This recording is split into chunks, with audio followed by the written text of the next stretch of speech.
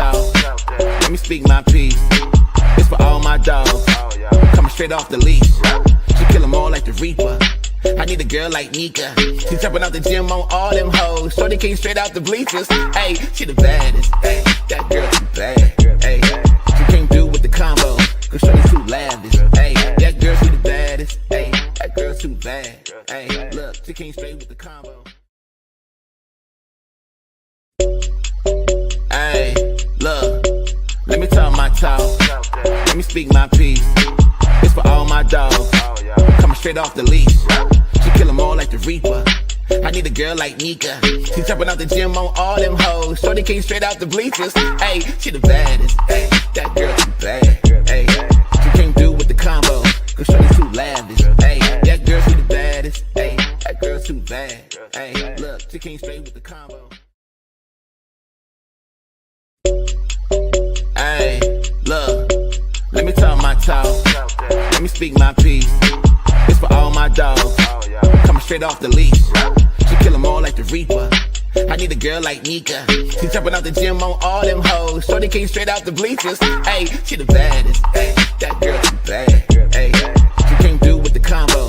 Cause shorty too lavish. Hey, that girl she the baddest. Hey, that girl too bad. Hey, look, she came straight with the combo. Hey, look, let me talk my talk. Let me speak my piece. It's for all my dogs. Coming straight off the leash. She kill them all like the Reaper. I need a girl like MEKA. She jumping out the gym on all them hoes. Shorty came straight out the bleachers. Hey, she the baddest. Hey, that girl too bad. Hey, she came through with the combo. Cause shorty too lavish. Hey, that girl she the baddest. Hey, that girl too bad. Hey, look, she came straight with the combo.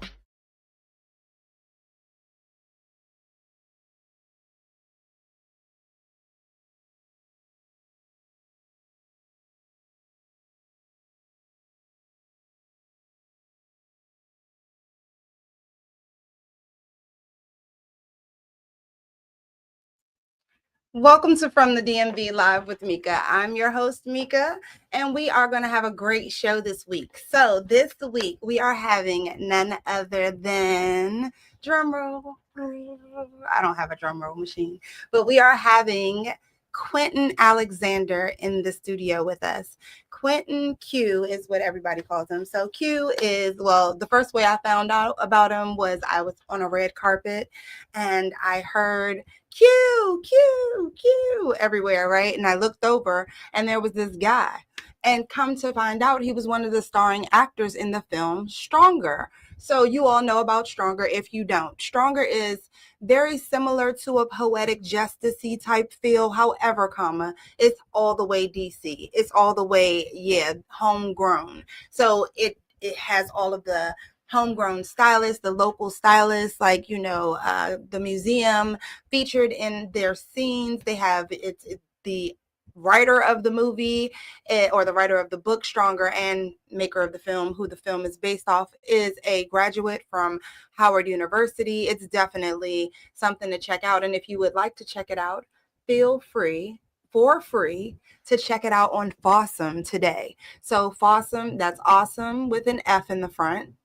Check it out. If you have Roku television, all you have to do is go on there and you can go ahead and view Stronger, the film. Now, you don't need any type of sign up. You don't have to pay for anything. It's completely free. So feel free to check that out. A little free tidbit for your girl, from your girl, rather. All right. Now, as we are waiting for our guest, because he is stuck in traffic, everybody gets caught in traffic around here. We are going to shoot over to a clip of none other than, of course, Obsession Band. I love Obsession Band. I mean, I love the members of the band. I love the band itself too, but I love the members of the band. They're definitely some solid people. So let's give a quick little view to the Shark Bar where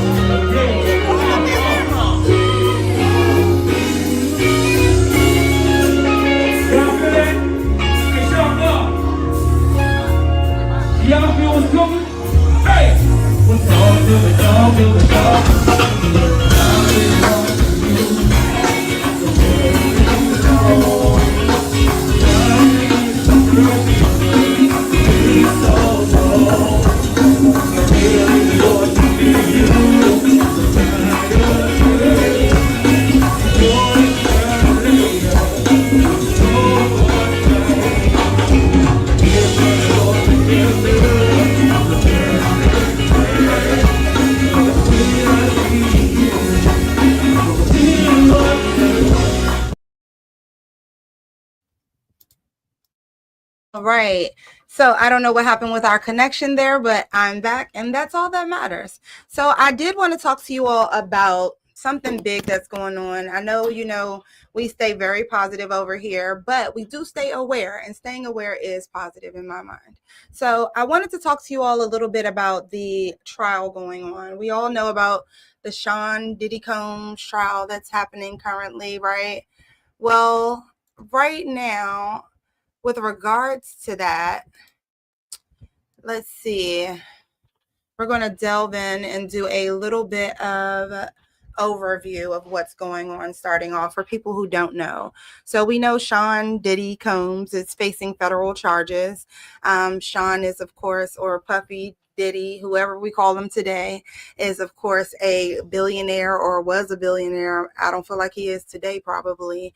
But he's facing some federal charges, including sex trafficking, racketeering, and related offenses. Now, the trial started on May 5th of 2025 in New York City. Central to the prosecution's case is testimony of the Cassie Ventura.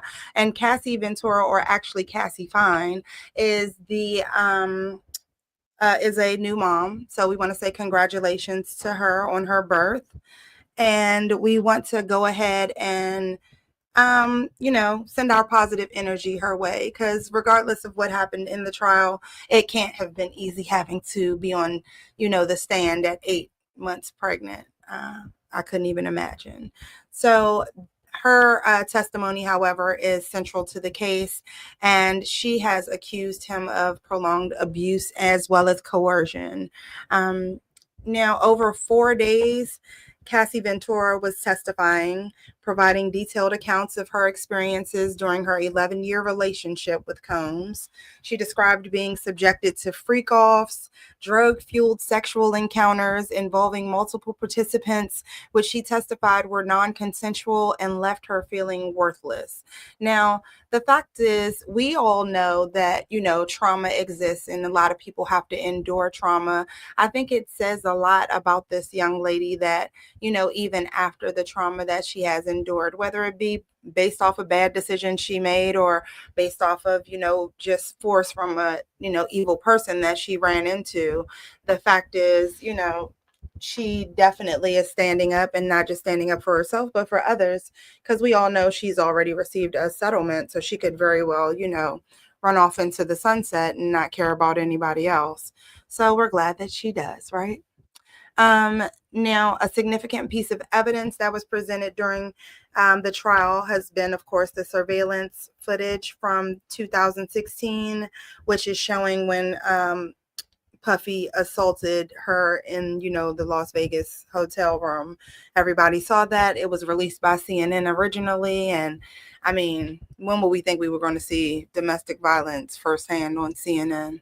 I guess that tells you what year we live in now, or what age we live in now. Now, this video was corroborated by a reported $10 million settlement with the hotel. So the hotel did pay her $10 million, as well as the Puffy giving her $20 million as well. So now, during cross-examination, Puffy's defense questioned her credibility and referenced, the $20 million civil settlement, of course. And she responded emotionally, as anybody would expect, stating that she would return the money if it meant to erase the trauma that she'd endured. Now, how many of us wouldn't give anything to go back and get rid of any type of trauma we had to run into? I don't care how glitzy it looked before we signed up. Once you sign up for it, sometimes things are a little more difficult. Wouldn't you agree? So now moving to Cassie's husband, we all know that she is Mrs. Fine now. So Mr. Fine, Alex Fine, her husband, he stood by her through the trial. And in a statement that was read in court, he expressed that he had tremendous pride and overwhelming love for his wife, and he praised her for her resilience and her bravery in confronting her past. Which, I mean, come on now. They were about to have a baby. They've had a baby now. Congratulations again. They had a baby boy who's healthy, and we heard that she is in good spirits, which is, of course, the most important thing. Then we went into Dawn Richard, who is rather a singer who was with Danity Kane, and she was also with Dirty Money, which was a trio with Diddy. Now, Dawn Richard testified recounting an incident where Puffy attacked, Cassie Ventura over some eggs in a domestic dispute. And she described, Combs hitting Ventura and dragging her by the hair, just highlighting that same pattern of abusive behavior.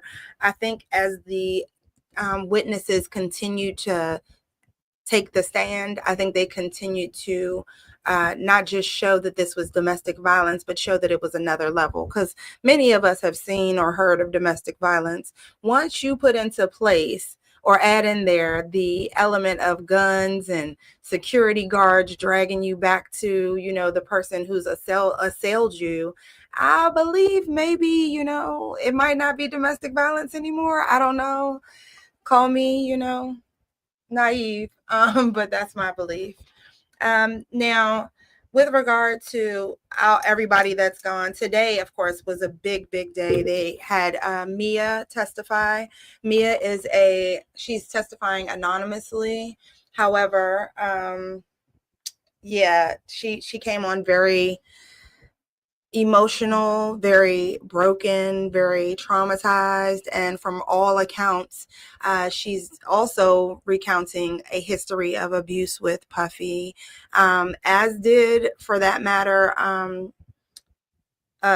Capricorn Clark, who is a former assistant of Diddy's. Now, Capricorn Clark got on the stand, and she recounted, while we're all talking about domestic violence. Hi, Winston. While we're all talking about domestic violence, though, Capricorn Clark got on the stand and she talked about how she had been kidnapped 2 different times. Come on now, y'all. Kidnapped. Now, domestic violence is one thing, right? But first off, when we get into somebody, getting their security guards, and I don't mean just, hey, my friend who's a security guard, or outside private security.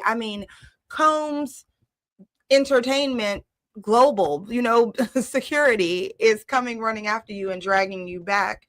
I think that's just madness. And how can you possibly just equate that to, again, domestic violence as opposed to something way more sinister and way more heavy.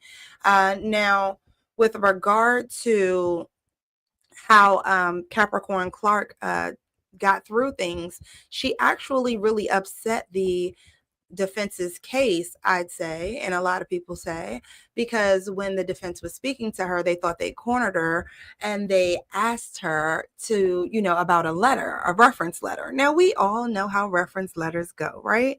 I don't know about you, but I used to work in human resources, and just based off of my experience, I'm going to say straight out that yes, a lot of people write their own reference letters, right? If you think that my boss thought I was so great that they really were going to stop doing their work to write how great I am for my next employer, you're probably mistaken.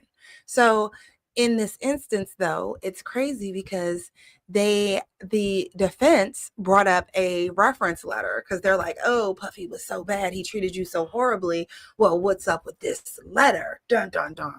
He wrote this letter for you in 2020, 2021. She's like, no, actually, I'm sorry.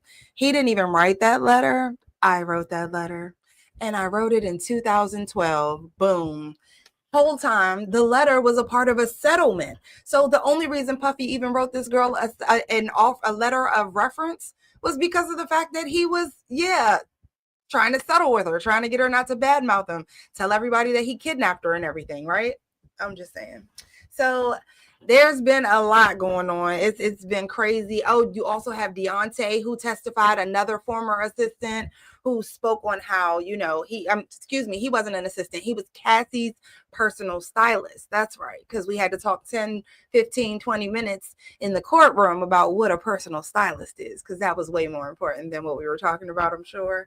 So, was a personal stylist of Cassie, and he blew some more holes talking about how Puffy was beating on everybody and dragging everybody and commanding Cassie and controlling Cassie. And it's just craziness. Honestly, I think we all need to be very cautious of who we idolize and who we put on pedestals, because I'm telling you, if a man, woman, child, person, human won't do anything else, they will definitely disappoint.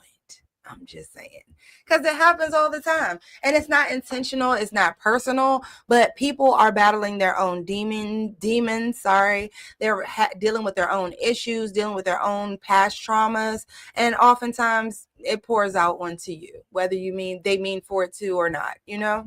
I'm just saying. So we want to make sure that we are being cognizant of what we are pouring out to other people, right? So moving on. Now, as I stated, we were talking about Mia's testimony today. And again, Mia is an anonymous victim who is testifying, and she is testifying to several occasions where sexual assault was occurred or, inflicted on her, as well as, the mistreatment of herself by Diddy over the years. So it should really be interesting. I'm saying, I think this might be our hearing of the century or whatever. Oh no, we did. When was R. Kelly's trial? Because that was hella something too, huh? But yeah, nonetheless, for all the people who are victim blaming and everything, I think they seem to be getting a little quieter, although I heard that Puffy had a little more support in the courtroom today, which was interesting. I guess that's a good thing. Everybody should have support, right? Yes, because even you, even myself, we all need support in our darkest days, and none of us are perfect, so we've all done something wrong, and since no sin is greater than the next, who am I to say that, somebody shouldn't have support, right? All right, now we are going to get into some things. Did anybody get to go to Fort Lauderdale? I know a lot of people were going to the trip. I heard everything was very interesting. I haven't gotten a recap yet, but I hope for all of you who went, you all made it back safely. And I hope you are having a wonderful, wonderful week back at work or wherever you had to return to after you finished your trip. Now, just giving another shout out to the Celebrity Fiesta crew. You can always check them out at celebrityfiesta.com for further information on their events and trips and all of that good jazz. All right. So now moving on, I'm going to cut to a video here for just a moment. Oh, I want to give a shout out to Bam also. Bam 640. His birthday is coming up and we're getting ready. I'm just saying. Things should be really, really nice. Bam's a good guy. Oh, Lord, I'm on the wrong show altogether. Give me one moment, you guys. I'll be right back.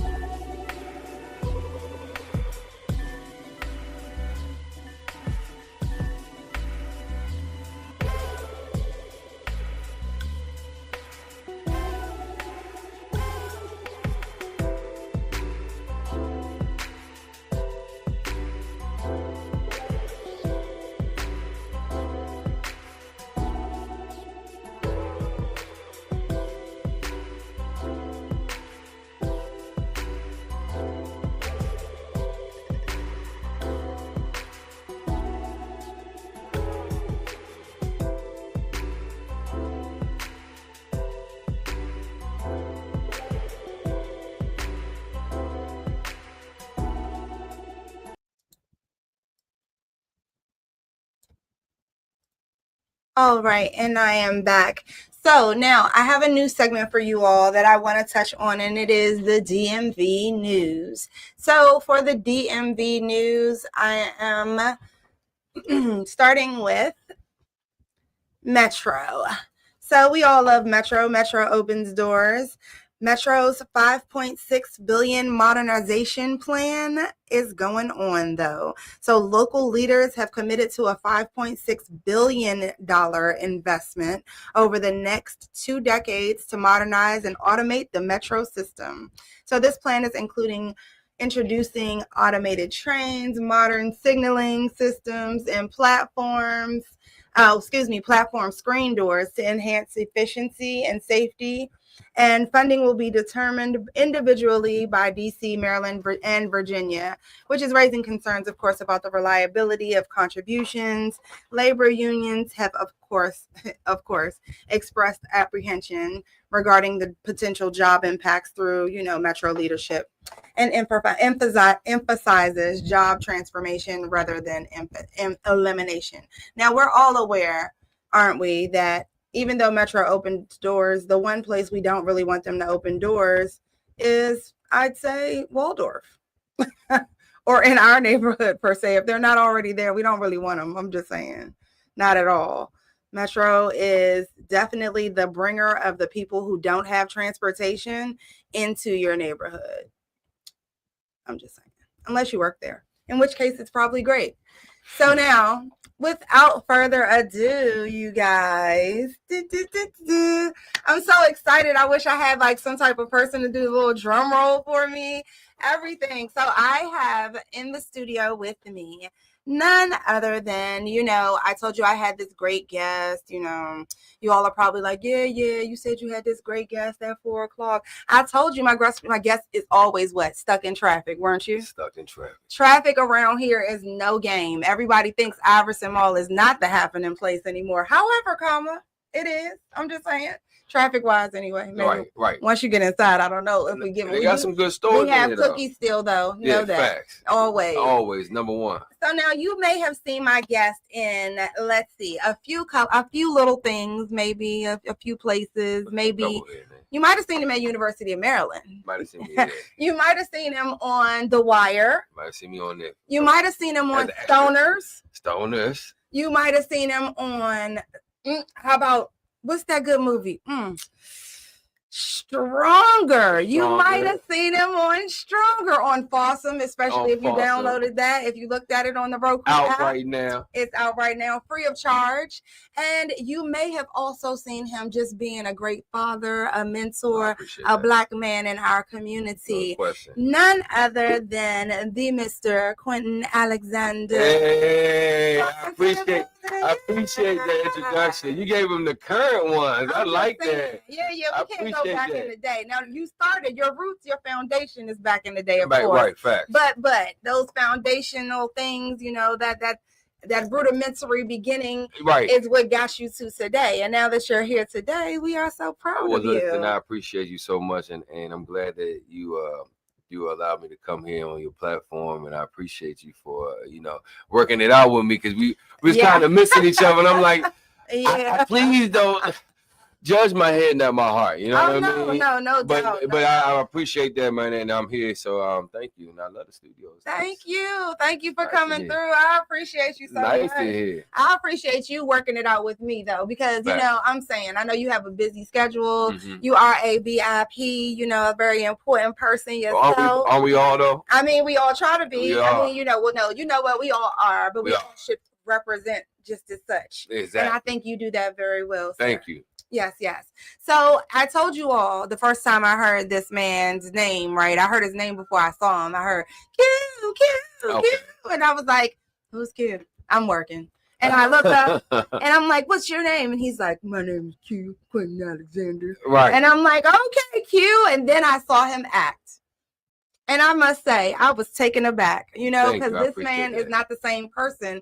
Well, I only saw one, theatrical presentation thus far, and that's Stronger. And But how'd you feel about Stronger? I was about to say that was truly a great representation, especially because I had the honor of seeing the person that you're representing. You know what I mean? Yeah. So seeing both, both of you, your character, Exactly. seeing him, then seeing you in real life. You know what I mean? Yeah. It really was a testament to your skill. Yeah. No doubt. No, I appreciate that very much. Let's rewind a little bit and go back for the people. Who was Little Q, Little Quentin, back in the Dizzy? Back in the Dizzy. You know what? I feel like I've always said, like, I've lived about 4 different lives, right? I can believe that. And I feel like the beginning. So I was born in San Francisco, California. Yes, all the way over on the upper coast. On the upper coast, and my father was he passed in 2010, but he was a musician. It's all good. But he passed in 2010. But the majority of my life, all my life, he was always a musician. So he stayed in California. My mom is a soldier, so she drove from Cali to DC or Maryland back in the day, and that's where I grew up. I grew up here, PG County / the DMV area in general. Yes, I think I lived everywhere. So I got a lot of people out here because I lived in everybody's neighborhood. Me and my mom used to move so much growing up, and plus I played sports my entire life, so sports is I feel like growing up without a father, especially in the 90s, and the 90s out here wasn't no joke, but for real. We was able to find our outlet in sports, and this is a heavy sports area. We don't get the recognition that we deserve because we put out more athletes than any other place as far as per population size. You know what I'm saying? But I thought I was gonna go to the NFL. I played football all the way up through college, ran track, basketball, and that was really my life for a long time, growing up. Outside of getting into trouble and shit. Excuse my language. Of course, no, you're good. Of course, though, being in this area, the area, always say, right?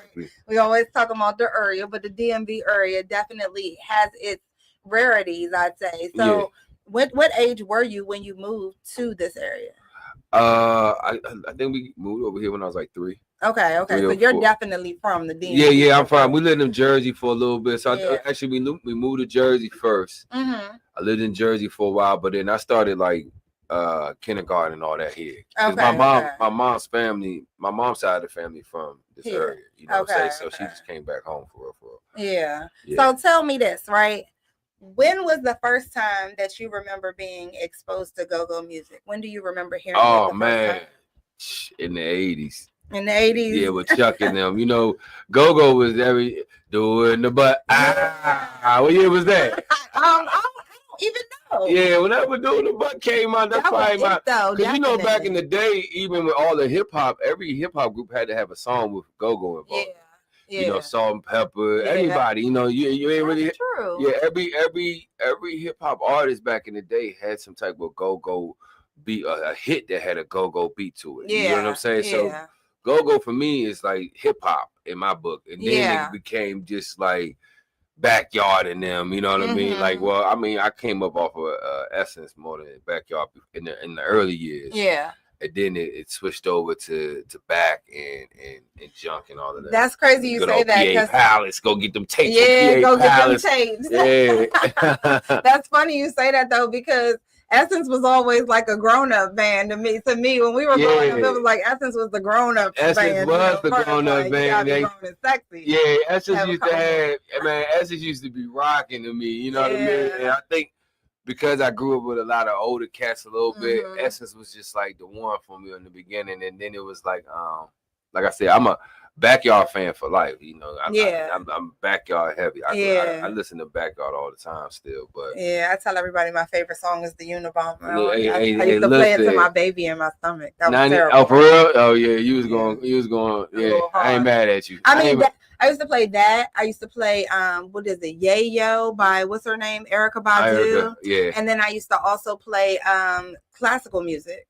So I would try to have a good mix, Yeah. Definitely make a well-rounded child. I love classical music, man. Classical music is like I listen to classical music probably like once a week. Yeah, I think you have to. I think it's like scientifically proven that it increases your intelligence. Like you play it for the babies. Exactly. So yeah, I love classical music. Yeah. It does something for you. So tell me now, when you're participating in sports and everything, how was it so you did Pop Warner, right? Yes. Okay. Now, how was it doing Pop Warner and the such and everything with, you being the child of a single parent? Like, how did you push through that? What were some of the difficulties you faced, or what were some of the wins that you faced? Because honestly, it could have some wins. Yeah, you know what? My mom, even though she was a single mother, my mom was like, she's still solid. You know what I mean? Like, she was a soldier back then. And she was, and she was literally in the Army back when I was growing up. So literally, yeah, so literally a soldier. So she treated life as such back then, and she was just really big on me going and playing like sports all year long. So I didn't have no time off. You get what I'm saying? Like, I don't mind. Man, she didn't play that. Like, so I would go from football to track to basketball, then back to football, back to track, whatever it was in that rotation.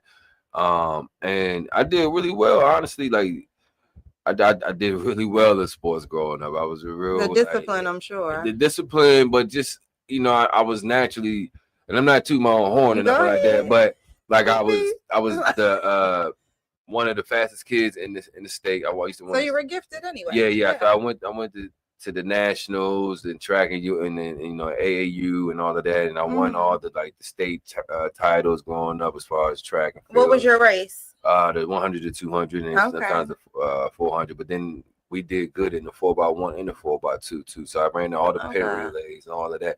But when it comes to football was my game. You know what I mean? Okay, what position we talking? What position? Growing up, I played everything. I felt like I played everything growing up. In college, I played safety and wide receiver.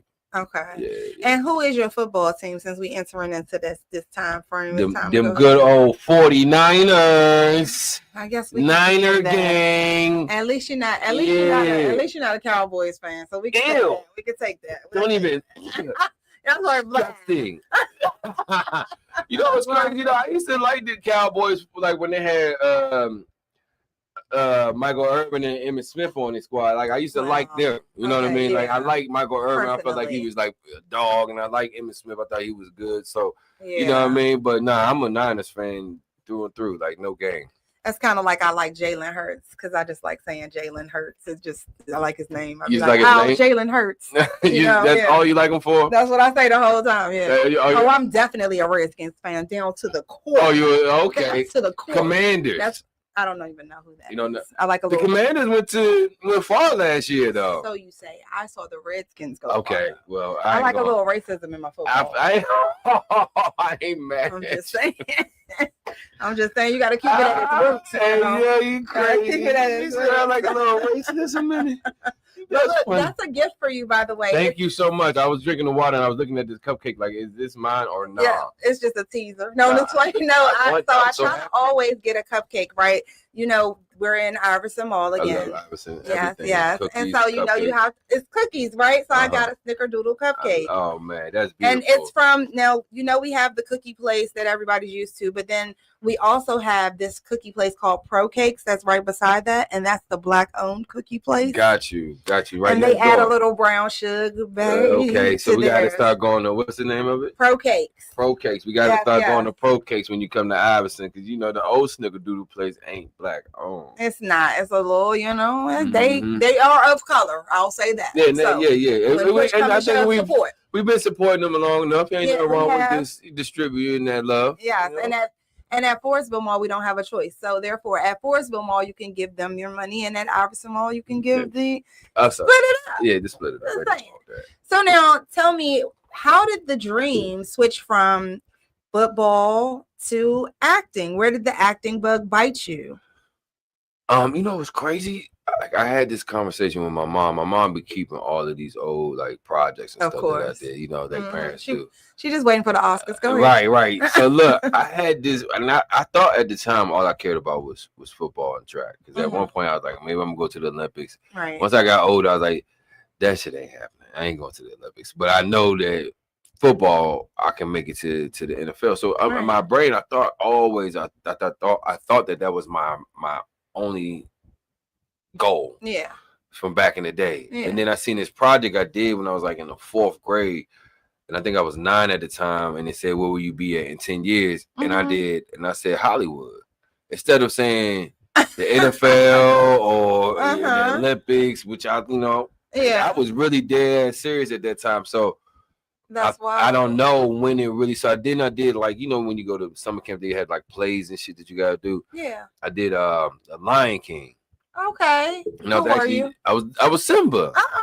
Right. Okay. I forgot about that. My mom had to remind me, so I did that, and then I got to college and I was playing football and I needed to get some credits for the before me to go back to playing for the following season. And I took some credits at University of Maryland in the summertime, and the only thing that was really open and I felt like it was going to be an easy thing for me to do was acting 101. So I took the class, and then it was just all over from there. That's crazy. Right, so all off of me trying to get some credits. Yeah, how about that? Yeah, and the professor pulled me to the side at the end of class, at the end of that semester, because it was just a summer class. Right. So it wasn't a full semester. It was like half the course or whatever. Yeah.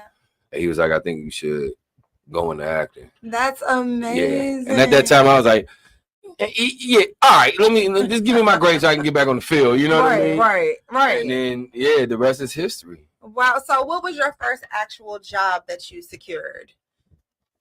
No matter how small or how big. The first job I secured. Where they paid you money, though. Where they paid me some type of money, no matter if no lines or nothing, right? Right.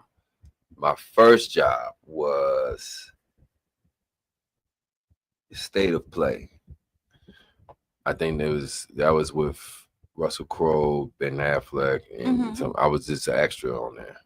But that's the first time you got paid. That's the first time I got paid. They paid me $100, I think, something like that. And then after that, my brother Kenya, he was on The Wire, and he was like, "Man, come, you need to holler at these people and come do The Wire." So I did The Wire a couple of times as an extra. That's dope. Right, and I thought at one point they was gonna give me some speaking lines, and they didn't. You know what I mean? So, but it was all good though. And then so I got paid for that. That's what's up. Yeah. And then I did MTV's Next after that. Oh, so you just kept evolving from there. Just right. Like a little snowball. Yeah, it just kept going. And honestly, all of that was in probably within a year or two from each other. It wasn't that much. Oh, wow. But that's how I feel like it happens. Though, yeah. Everybody that tells their stories, they're like, I started with this, and then this happened, and then this happened, then this, and this. The next thing you know what I mean? You attract what you want. How about that? Intentionality, right? Right. I was just talking about that today. Oh, my gosh. Nah. So listen, I just told Tina this last week. I had Tina on my show last week. Right. I was just shout out to Tina. That's my shout out to Tina. She was going to try to pop in, by the way, to surprise you, but she's on the road. She's not going to make it back in time. Okay. Well, shout out to Tina. She gonna see this. Yeah, she gonna hear me. Wish her traveling mercy. Yeah, definitely while she's on the road. No question. And so, hold up. Matter of fact, let me cut out our comments. I forgot. Oh, Ray said, "Hey y'all, hey Ray." Hey Ray. And Tina's in the house. Hey, what's up, Tina? We were just talking about you. Facts. I just went to see Ray this morning too. Oh yeah. So but my thankful. I was telling Tina, somebody always mentions what my Thankful Thursday thought of the day is before I say the Thankful Thursday thought of the day. Today's Thankful Thursday thought of the day is that God never gives us a dream without giving us all the tools to do what we need to do to achieve the goal.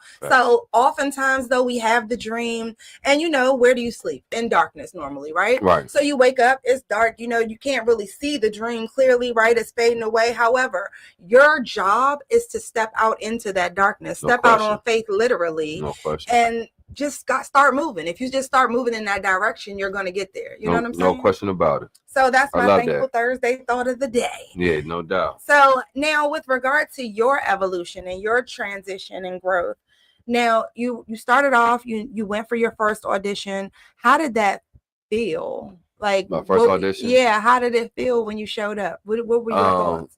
No, my first audition was back in I was still in college. I was still at University of Maryland. And can I turn this on? Yeah. All right. So your first audition. My first audition was at University. I was at University of Maryland, College Park, right? Right. And my boy Ron, shout out to my man Ron. We grew up together. He was going to Maryland Shout with me out at the to time. Ron. Yeah, shout out to my man Ron.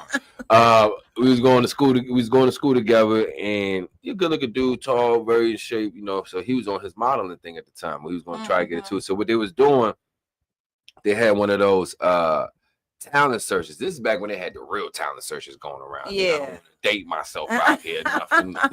But they had the real talent searches going around, and they had one that stopped in College Park. So me and Ron went up there together, and I knew it was coming in town. So I prepared a monologue, which was the Will Smith when his father left. Oh, that was good. Yeah, That was a good episode. You know, that one, like, you know, that one made everybody get that. Yeah. You know what I mean? Like that. That's right.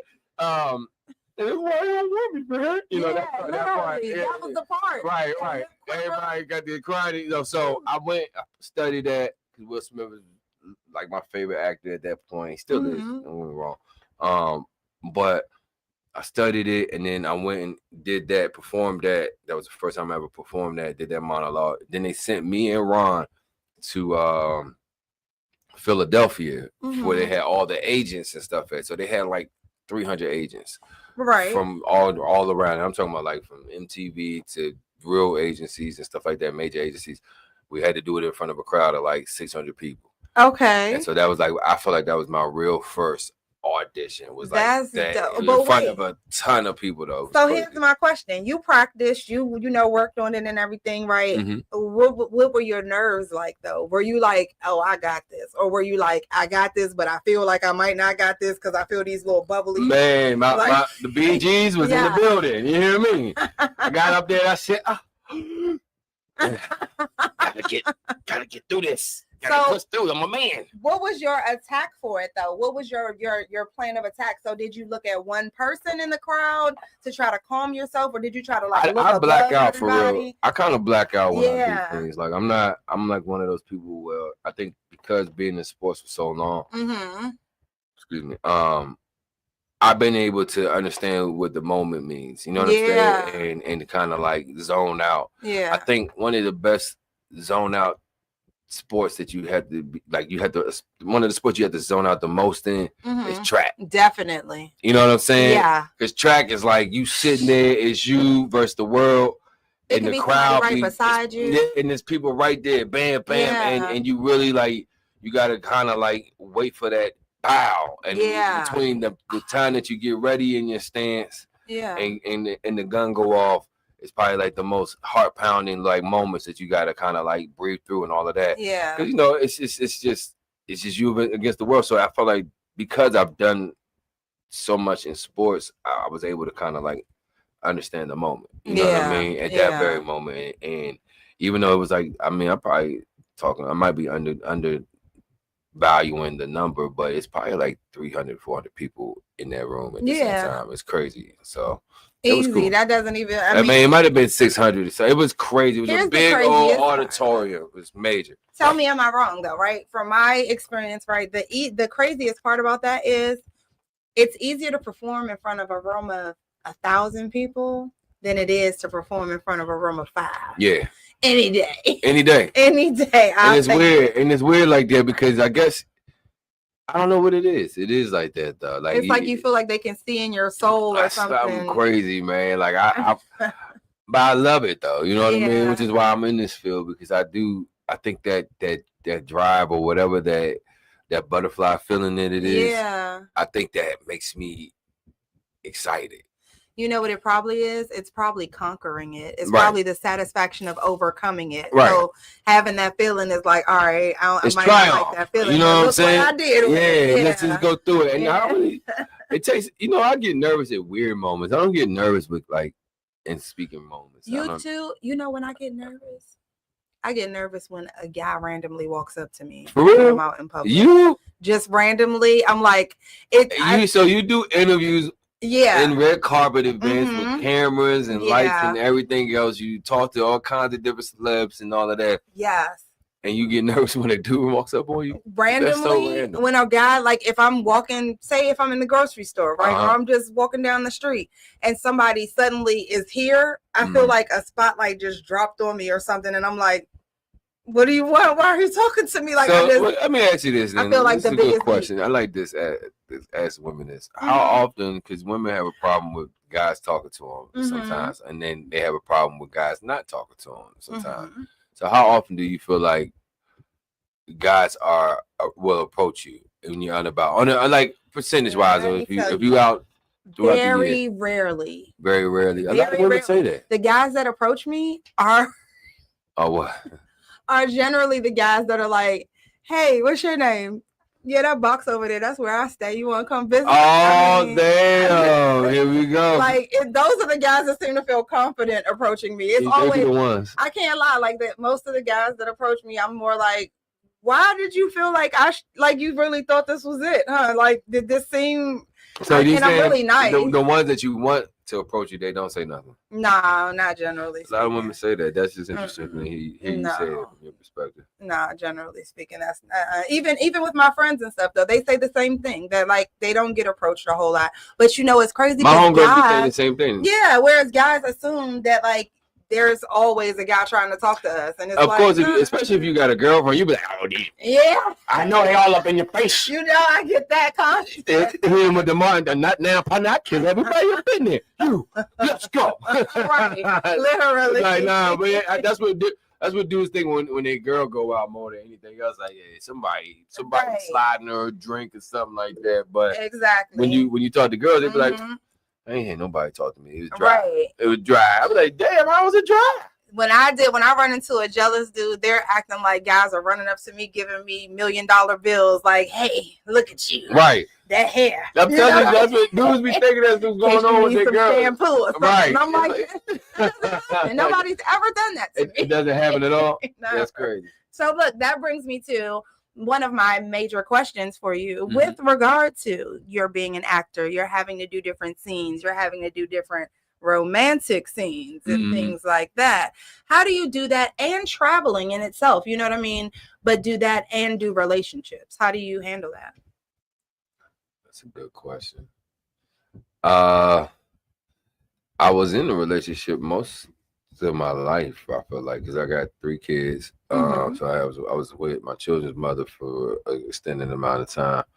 And then so was she with you when you first found your acting bug, when you first got rolling, when you first when I started getting gigs, I was in relationships then. In a relationship then, and then I had a little period where I felt like I was single, and then I was back in a relationship, and then I was single again, maybe a little bit, and then I was back in a relationship for like 5-6 years. So I'm a relationship type of dude, I guess, and I think that whoever deals with me, they just gotta understand it's the job, you know what I mean? And I try to like accommodate, if I travel somewhere now, because I got an opportunity to be like, in different positions when it comes to the films that I'm doing.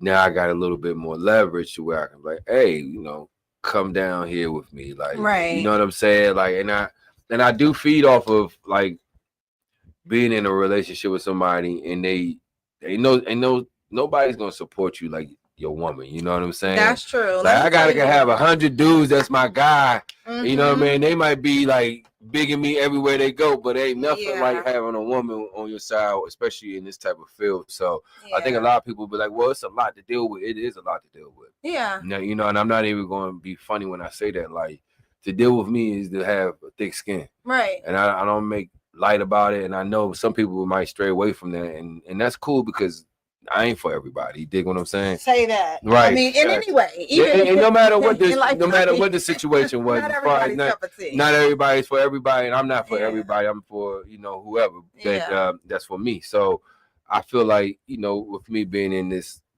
industry and being in a relationship, it's not that hard. Yeah. It's just people got to have an understanding. Like just like if you deal with somebody who is in another field that requires a lot of their time, like a doctor or somebody like that. Yeah. Would you just be like, oh, I can't deal with that person, or would you adjust? I think they probably have the same difficulties. Because they at the hospital, they sleeping in the hospital, you're on call, all the time. Yeah, man, it's a lot of. So I tell people, I probably travel less for my job than the average government worker that is a traveling government worker. You know what I'm saying? Like, yeah, I probably travel a little bit less, but when I do travel, I'm probably gone for a little bit longer. a little longer. So then the person I'm dealing with has to just be able to come down. Right. And I'll make sure that we can, we can do that. I think that's also a positive too, because they get to do something that they wouldn't be doing on a normal basis. That's like true. Somebody like, come on set with me. You know what I'm saying? Like, yeah, that's true. even though they might be bored as shit, they're gonna be bored on set with me. Be happy they were But you're there. You know what I mean? Because it's not what it's, but it's they all might not caked want up to go be. back. I'm telling you. But they'll be happy They they were be over there. there knocked out like, baby, how many times you gonna do that scene? Golly. If I saw you pick up that bag of money one more time. Look, I'm telling you, it's not what it's all caked up to be, but that's funny. But it's okay to, I think it's good to be in a relationship with somebody while you in this industry, so you don't lose your damn mind too. Oh, how about that? So you don't lose yourself, right? Man, because I'm telling you, it's a lot going on in this industry right here, and this, as you can see, from the music industry, the acting industry is different. Talking about the music industry a little bit. It's totally different than the acting industry. Goings on, that is, with Diddy and the trial and all that stuff like that. So, like, with that stuff, we all have heard of the actor's couch, right? Mm-hmm. And I mean, you are a handsome man, and we know that Me Too can go both ways, no right? Question. So, has anybody ever tried their hand with you? Oh, women are aggressive. What's the most inappropriate thing somebody's ever done? What's so crazy though? Like, and this is me being completely 100 right here, right? Mm-hmm. Me Too does not exist for men. Okay, that's number one. Say more words. So if you ever looked at the history of how women are able to express their sexuality, it's always been promoted in a very this is how it's supposed to be way. So if you look at let's just take Michael Jackson and the Jackson 5. Right. These was little boys getting chased by grown ass women. Isn't that so crazy when you really think about it, right? 7, 8-year-old, 9-year-old, 10-year-old boys getting chased by grown women, girls flashing them, sneaking them into their dressing room, to their hotel rooms. Nobody looked at that as a Me Too type of situation. No shade on Diana Ross, because love Diana Ross, but what was that lady doing with little Michael Jackson running around? She loved her some Michael. We know that much. Yeah. You know what I'm saying? And then if you think about when we go to an R&B show, even nowadays, it's nothing for a woman to throw her panties up on stage.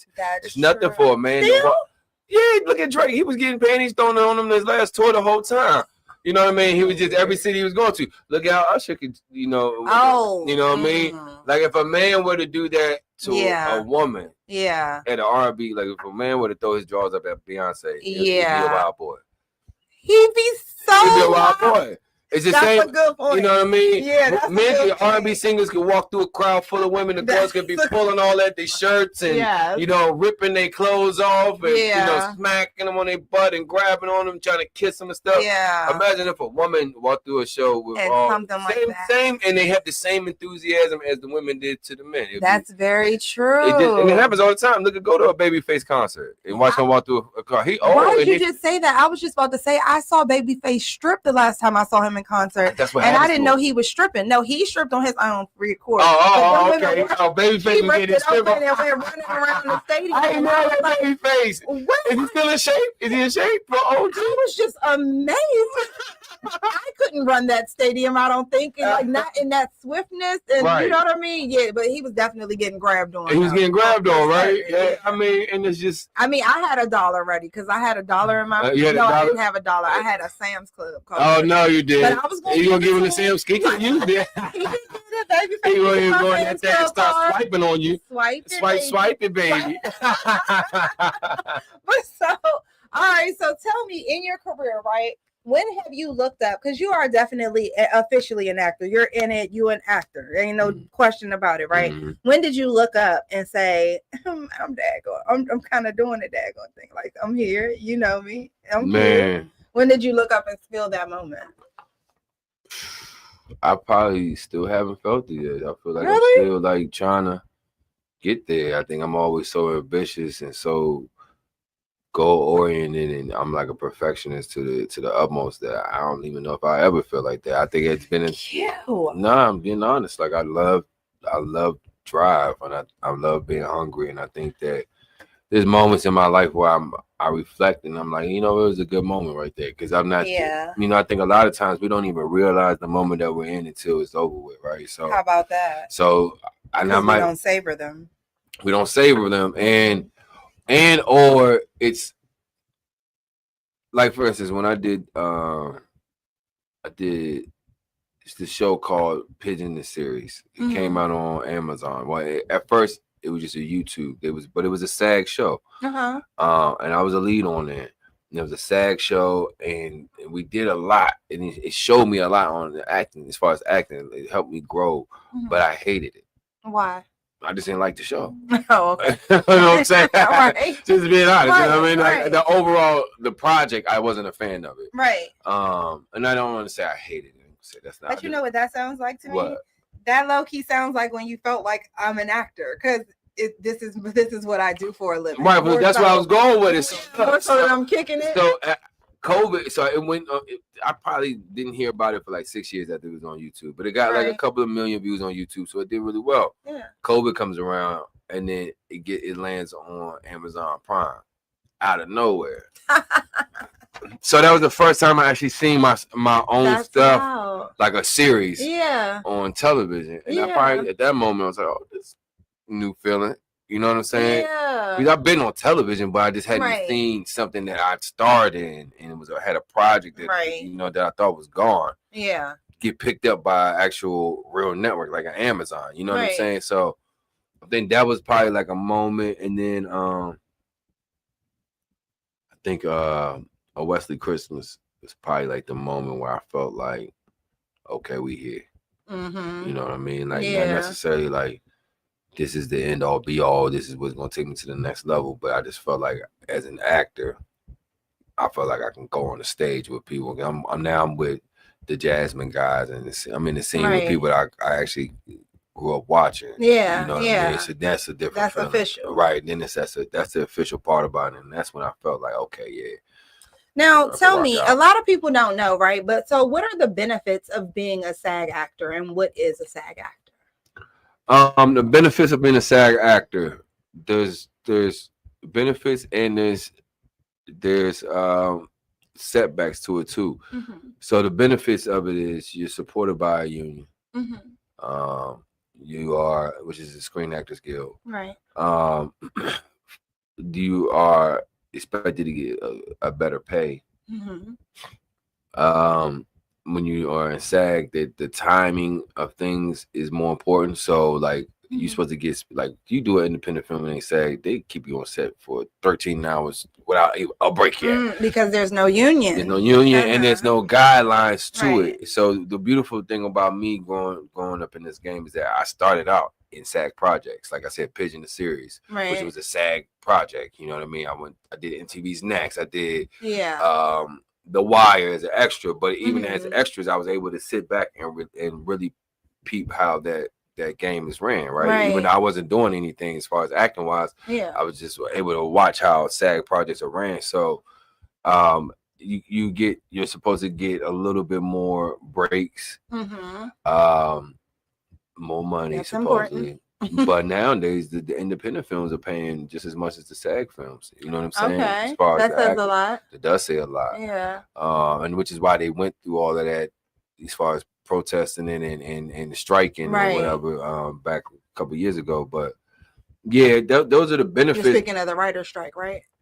You're speaking of the writer's strike and the actor strike. Okay. Right. So the SAG strike, they were at the same time. They were. Well, the writer's strike started first. And then the actor strike started after that with the SAG strike. Okay. They were basically trying to fix the way that it was laid out for SAG actors.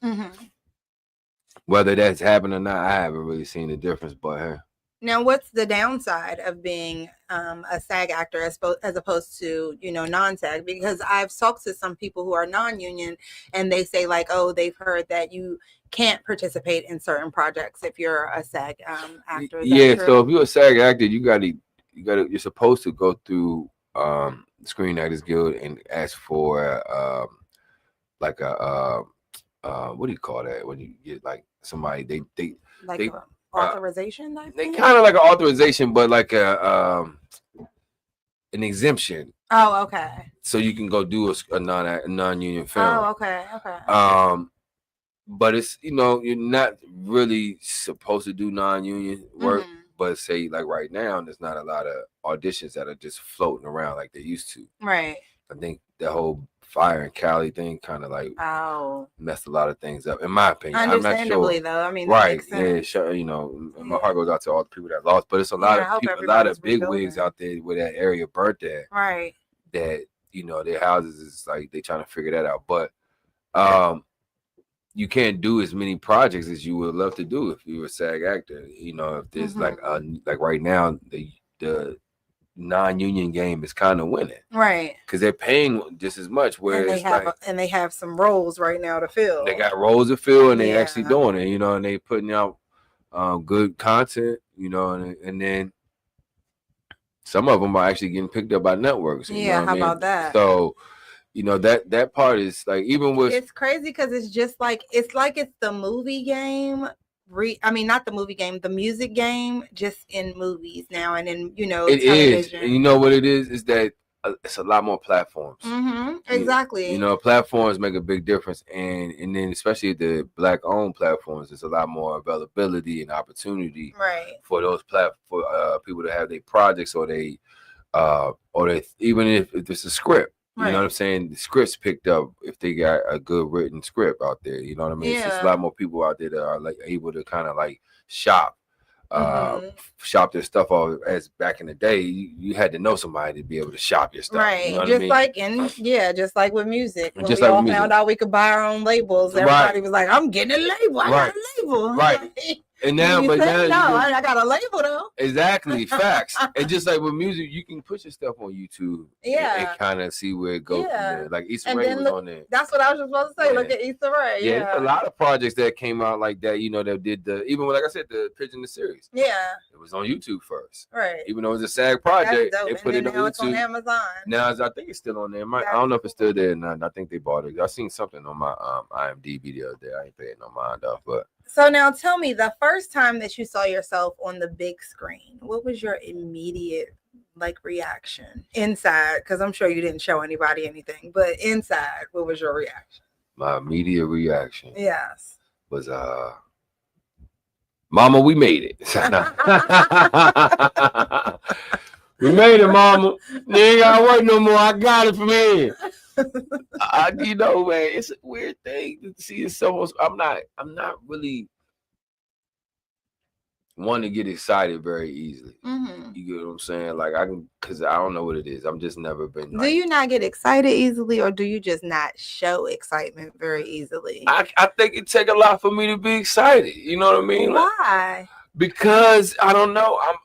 I think because I'm more in my head about other things than it is the excitement part. Like I don't really like watching my stuff like that. I can understand that. Yeah, I do not like seeing myself at all. Once I did it, that's part of the reason why I'm so bad about posting stuff and everything is because once I did it, okay, I did it. I'm not a fan. I'm not a huge fan of just watching myself. Yeah, you know what I'm saying. Yeah. So as I'm sitting there watching myself, I'm probably doing the most critiquing that you could probably ever think of somebody. Right. So it's not a great experience for me, like people think. So like I wanted to say this actually, because people be asking me a lot of times. People like, if I got like a premiere or something that I'm going to, a lot of people be like, well, why didn't you tell me about it? It's not that I don't want to promote myself.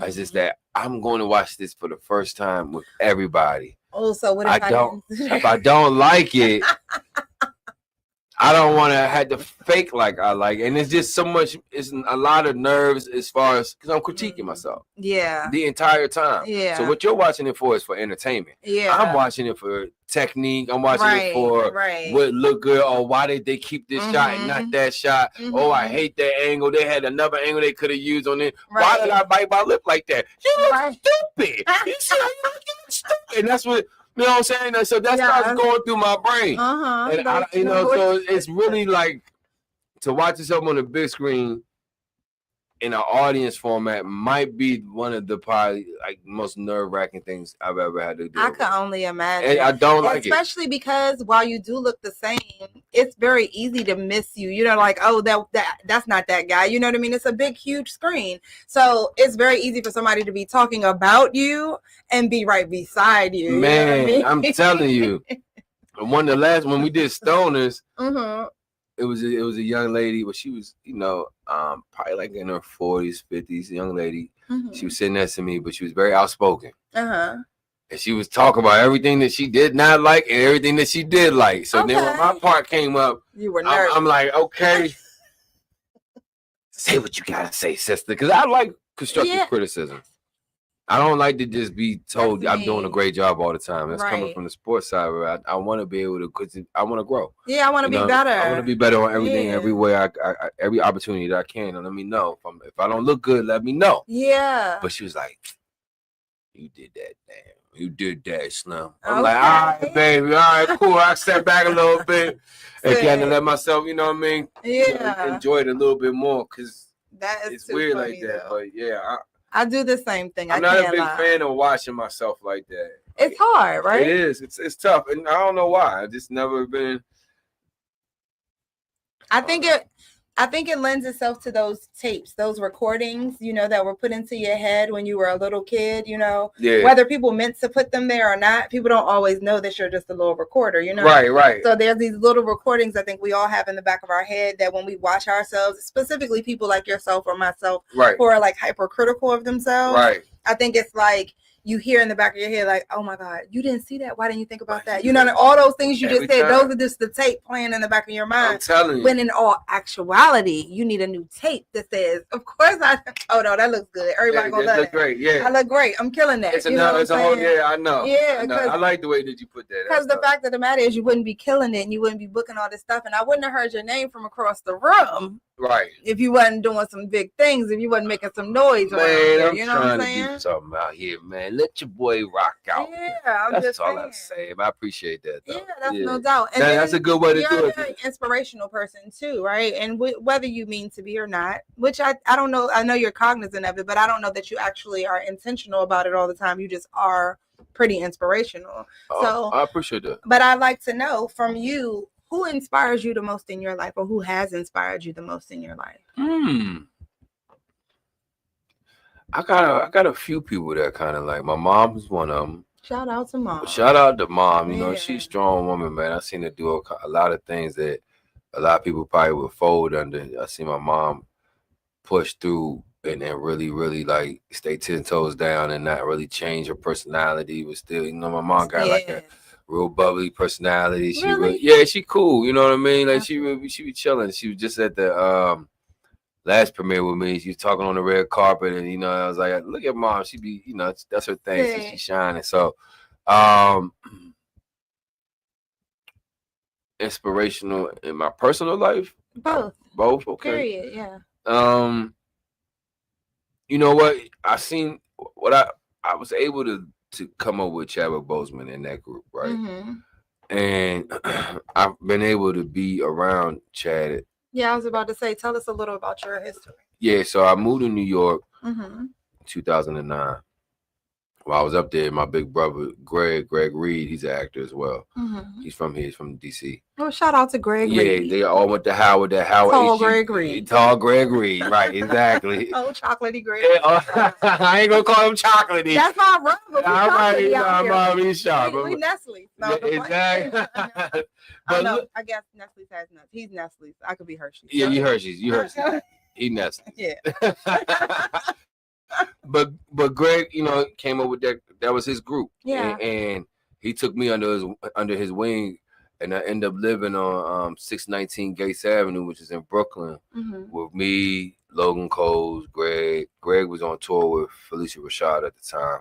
Wow. So I renovated. I sublet his room, and then Peyton Coles, and then Chad was around a lot during that time because him and Logan best friends, and him and Greg and best friends too. Right. But Logan was his business partner.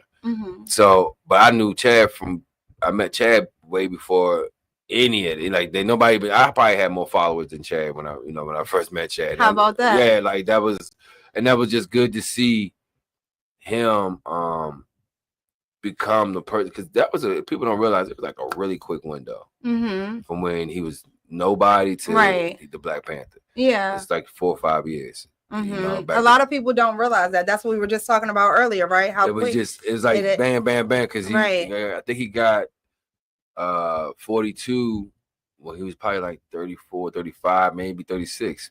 He did 42, the Jackie Robinson thing. Right. And I remember when he did that, like, inspirationally wise, like I remember we was in DC and we was going out to eat.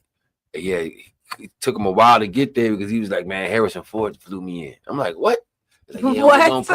On his personal plane, and then what I mean, like it would just take us out to eat, and like it was just like a cool time to just see somebody like go from absolutely, he had been doing like little stuff, right? But he wasn't nobody that everybody knew at that time, right? So to see him go from that to be with him all the way through, his demise, his untimely demise was just. May he rest in power. Definitely. Yeah, rest in power for sure. But it was just like I was able to have a vision. Like our favorite show, all of us, the crew, Gates Avenue Boys, what we call each other. But I like that. Yeah, we all was like a big Entourage fan. The show Entourage. Yeah, of course. Yeah, so we just felt like we were living that same life, bro. While Chad was doing his thing, like we were also the inspiration was set. I seen Susan and Camilla Forbes and everybody else, Greg and all of them create monumental stuff. Yeah. So I knew it wasn't impossible. Right. How about that? Yeah. That's what I was about to say. So with you being an inspiration, and your friends are very inspirational too. I'm not talking about just Chadwick Boseman, which we all know is inspirational. But even Greg, Greg, my brother, man, like, Greg has been doing his thing. Like Greg at the time, and he was all stage for a long time. You know what I'm saying? Then he converted over to television and film later down the line. So back then, you couldn't tell me nothing when it came to Broadway, because Broadway, off Broadway, traveling, and he's still on that. Greg was just killing it. So I was able to meet the Felicia Rashads back in the day. That? Like ain't nobody to this day. Ain't nobody like Felicia Rashad. Hey, listen, I'm telling you. So like Mama Rashad, she was cool back then, and she's still cool. You know what I mean? Like I've been able to be around the best of the people that the legends that we look at now. I was able to, before I even work with anybody, I was able to meet those people and be around them and see, okay, you know what? It's not a fictional character. Exactly. These are real people with goals that they go after, they accomplish it, and they don't stop for nobody. And they have a talent. We all have some type of talent, right? Right. But they made sure that talent worked in their best favor. They made the most of their It's not talent. A fictional. Exactly. Yeah, they make that. They allow God to use them the way He wanted them to be used. Yeah. And they did what they had to do, and I knew that was like my plan. Yeah. Like, okay, you know what? Just like with sports, like you just talent as long as I can. But now I was like, it's no age stopping me with this. Right. One.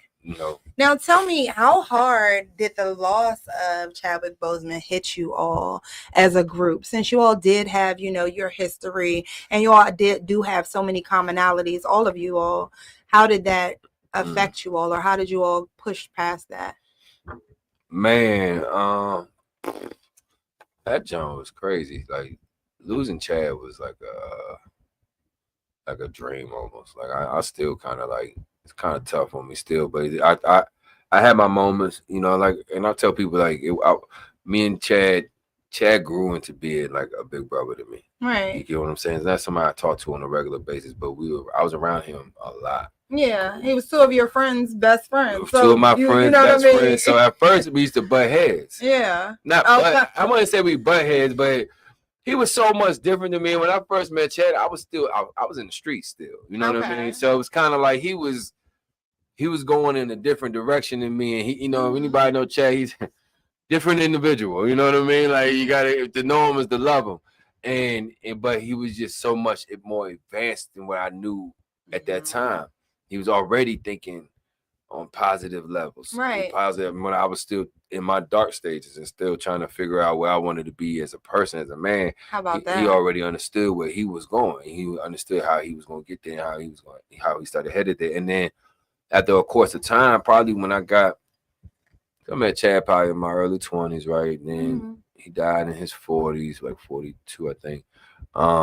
So probably a little bit after he did James Brown. When he did James Brown, we had like a conversation. He just kind of told me, like, man, when you gonna get out your own way? And I was like, okay, all right, cool. You know what I mean? Like, I hear what you're saying. Like, I'm gonna listen to you now. And then, like I said, that time frame went fast for him and his untimely demise.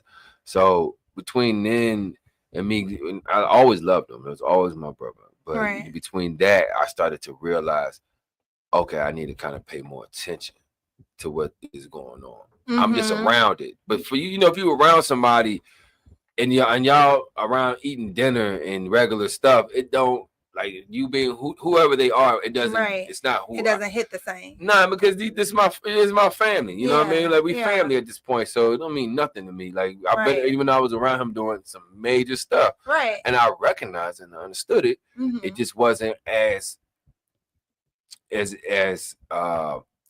didn't stand out as much as just him being Chad. Right. So then when he did 21 Bridges, I seen him and Logan created, produced, and he starred in 21 Bridges. Right. After that, we was at the premiere. This is probably like in November of whatever that year was. I think it was 2019 at that time. And then 2020, I think he passed. I think it was. Yeah. So when I got the news, my ex actually called me. She called me and she was like, I don't know if you heard this, but Chad just turn on your TV. And she said, turn on your TV. Because you all didn't know he was sick, correct? No. Or no. Okay. He didn't tell nobody. Right. And I think he told Greg towards the end. Only person that knew was Logan and Simone, from what I know. So tell me, when did you, or what made you ultimately get out of here? Oh, wait, before we go any further, we got a shout out to HU. HU, I'm a HU honoree. You know what I mean? You really are. I am, for real. I think I was talking about you to somebody, like, on the carpet, and I'm like, yeah, because he graduated from HU, right? And they're like, nah. And I didn't. University of Maryland. I went to Maryland. Like, yeah, but I just was around so many HU cats, even like just like within like my own fam, like a couple of like people that I came, that I know my entire life. HU all the way. Like, it's I'm an HU. Honorary HU Bison myself. I mean, I'm just saying, I also stayed on campus. I lived in the towers, like, with my little cousin. We were roommates. Roommates. I just stayed there. You thought you went there? It was a great place to be. It was. I used to be on HU's campus. I'm telling you, like I was on my damn campus. Right. You know what I mean? That's what I'm talking about. And then, back in the day, I don't know how it is now because they too young, but them HU girls back then, Lord have mercy. Wow. Oh man. HU. So tell me what ultimately made you, or what got you out of your own way. What was the pinnacle or the pivot moment for you?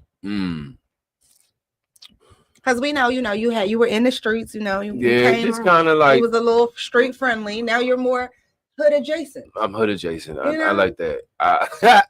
Hood adjacent is the perfect way to put it. I think my kids just, like, I got 3 kids. I got 3 babies. So, and they're not babies no more. They're grown now, damn near. But them being able to understand what I was doing, and they kind of like paying attention to what I was at in life. And they were like, I remember my son who just turned 15 on Saturday. I remember we was on a field trip with him. And we were going somewhere with him and his kids, and I was one of the chaperones. Yeah. And he was like showing his friends like a YouTube, which was pitching a series at the time. And he's like, man, show him, Dad, show him the YouTube. And that was one of those moments where I was like, I gotta go hard at it. Now they act like they don't want to tell nobody that their dad is an actor. It's so crazy to me. They're like, don't tell nobody who you are. I'm like, bro, don't nobody care about that. They not about, they're your friends, they're your friends. And I don't want nobody, and my daughter, she's not as my youngest, I think he wants to be an actor. Okay. But my oldest son, he's kind of like, he's on cool boy time right now. Ain't too cool. He for school. incognito. He incognito. He just want to be whoever he want to be right now. And then my daughter, she don't mind talking about it, but she don't necessarily talk about it like that. But I think around that time frame when my kids started to become aware. Yeah. I was like, all right, now I gotta really kind of get out my own way. Right. Step this up. I can understand that. So look, I always talk to people, as you know, my show is all about, talking to inspiring people about why existing is not enough, right? Ooh. And so we all know that there's so many times life is, what the easiest thing to do in life is? What? Go to sleep. Right. Oh man, I hate it. Watch TV and go to sleep. I'm telling you. Lounge, do nothing, in other words, play possum, right? So things happen, I feel like, in all of our lives at least once, but I feel like it happens multiple times to us in our lives where, trauma or difficulties hit and life, as you know, starts lifing, right? Right. And at that moment, I feel like you have the opportunity then I feel like the goal of that happening is to pop you into action and shake you awake, right? Right. But oftentimes a lot of us, fall into playing possum, holding your shirt, you got a cardigan on, you rocking back and forth at the window with a cigarette hanging. Right. Your hair all matted. Hair all crazy. You don't even smoke cigarettes. You inhaling all wrong and everything. Backwards. But can you tell me of a time when life, kind of tried to knock the wind out of you, and how did you get back up and keep going? Oh man, life get the life, and sometimes life be life. And shout out to my crew over there, Life Be Life, and it's a clothing line. You can check it out. Lies, is it really? I love it. Life Be Life. Yeah, Life Be Life. Oh, I'm contacting you. Hey, look, and then I'm plugging them in right now. Life Be Lifing. Look at my good man Sandman on the Instagram. I'm gonna plug him in later on, but I'm gonna put it on my story. But Life Be Lifing is a good clothing line. They got good, nice little jackets and hoodies and shirts. Yeah, it's cool. Oh, I love that. Yeah, but it's been a couple of times in my life. I think, what? Every other month, something try to take me down. just one. Just one. All right. One. I think it was one time, right? I was sitting in the Bronx. I was living in the Bronx at the time, and I probably went from having like $20,000 to $30,000 stashed up to I was leaving the boxing gym, and I remember it was cold, and I wanted to catch a cab, and I didn't have enough money for the cab from my house from the boxing gym to my house, and I had like a conversation with God, and I'm like, listen, bro. Because I believe in God. I got God's son on my neck. I've been going to church all my life. I pray every day. I'm like, listen. And I feel like at the time my mom was going through it. She was in Maryland, but I feel like she was going through like her little storm or whatever. I'm like, if you really with me, because I feel like I'm on my own out this thing right now. Right. You know what I'm saying? Yeah. Let me know. Because we've been rocking with you for so long. Yeah. I need to see what the benefit of this is. And I talked to God like he wanted the homies. You know what I'm saying? Because he hear me anyways, right? Yeah. So I'd be like, Lord, please understand what I'm coming from. And then I leave out of there. I'm like, I want some real nigga shit. So you know what I mean? No, but he hears your heart anyway. Right? So imagine if you're talking to God like, Lord, what I really want, and inside he hear you saying, I'm just saying. That's exactly. So that's how I talk to God. I respect with your God. I respect him because he know who I am. He know who I am for real. So I was just like, look, show me you real, and I always make sure however far I make it, I'll make sure everybody knows how I got here. Yeah. You know what I'm saying? Yeah. And I always, at that very moment, I think that's when things started to change in me mentally. Mentally, I was like, you know what? Let's start thinking of a different way about thinking. Right. So I started kind of paying attention to laws of attraction and the power of manifestation. I started reading. This is back before that shit got popular. Yeah. And I went and read The Secret back then when you had to go to the library. And still me and my good man Armin, we went and read it and we did the view. I just started paying attention to my own actions at that point. Yeah. So that because I was on federal probation at the time. I was trying not to get in trouble, so I was doing a little bit more. I was trying to move differently. Yeah. And I think that was one of like the most pinnacle times where I kind of like could have went another route because I was like, either I'm going to find this money some way or another, and it's either going to be this way, or the right way, And I'm gonna focus on the right way, but I don't have no problem going back left. But I was just like, I'm gonna try this thing out one way, and I'm gonna look into the mirror and find my soul for a second, and then go from there. And I think that was probably like 2012, maybe. Well, thank God. Yeah, thank God for Jesus. And thank God for God. I'm just saying, shout out to God. Shout out to God. Facts. But so, okay, tell me, what do you think is the best advice that you've ever received, and do you remember who you got it from? Like, what are your words to live by? Like, this is what I always lean on, but it's not yours. You got it from somebody else. My grandfather always told me, if you're good at something, get paid for it. That's a word right there, especially when you think about the fact that you are an actor, right? And you think about all the people that I'm sure when you were talking about sports, we're telling you, what about a practical job? Right. Like, so how crazy, think about it, right? Think about one of your kids, if you weren't who you are, saying, okay, so I want to be in the NFL. I want to be in the NFL. You're like, well, what's your plan B if that doesn't work out? I'm going to be an actor. Like, okay, so another plan A. This boy just grandioso idea. Okay, exactly. I get it. I get it, baby. But so, what you really want to do? Right. Matter of fact, you didn't even just do that. As a matter of fact, you went from the NFL to I'm gonna be a track star. I was gonna be a track star. Going to the Olympics. I wanted all of that, man. I had big old grandiose ideas. Who did that? Who did that? Somebody triggered that. Somebody instilled that. Do your siblings have big dreams like you always have? My brother, I got one older brother. Shout out to Big Head Ass Maurice. That's my brother. I call him Big Head Ass Maurice. Shout out to Big Headed Maurice. Shout out to Maurice. He gonna be mad when he see me. I'm gonna say that. Right? So my brother was, once again, my father was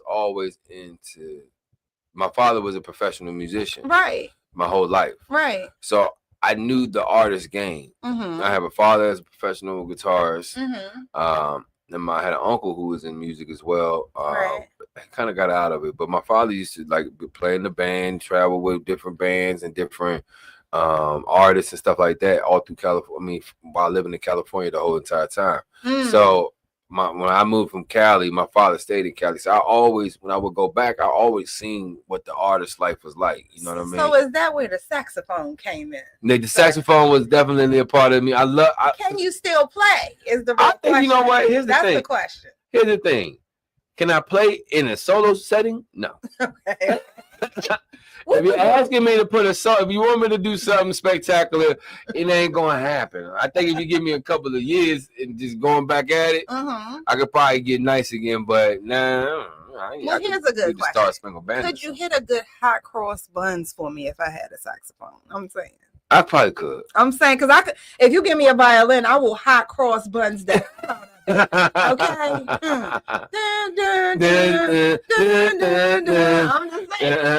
One a penny, two a penny. I don't know why I know the words. Why do you know the words? That's crazy. That's real sad, actually.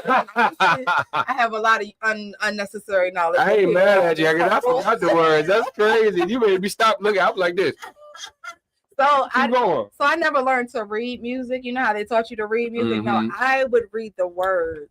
Right. And I would know the sound that goes with that word, or where that word goes, or after that word. No, I wasn't the best at reading music either. I did well at it.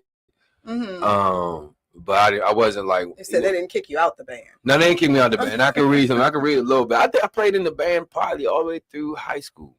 Did you ever try go-go? You know, everybody was in a band back then. I tried to play the congos. You was a little go man.